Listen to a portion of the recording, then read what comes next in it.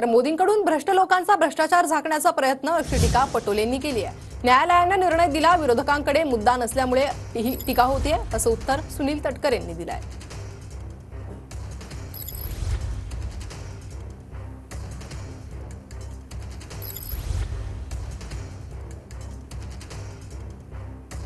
मैंने खाऊंगा ना खाने दूंगा हा जो मंत्र आहे हा मोदींच्या लोकांसाठी नाही, हा देशामध्ये कष्ट करणारे, मेहनत करणारे, त्यांच्याकडून GSTच्या माध्यमातून पैसे गोळा केले जातात आणि त्यांच्या मुठभर मित्रांना दिल्या जातात।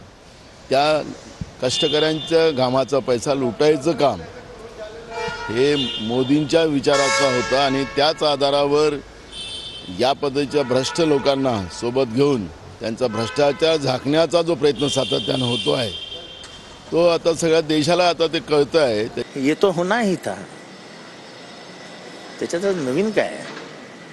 भाजपची वॉशिंग मशीन काय तर नवीन राहिलेली नाही ना। अजितदादांना हे काय मिळाले फार मोठी गोष्ट नाही,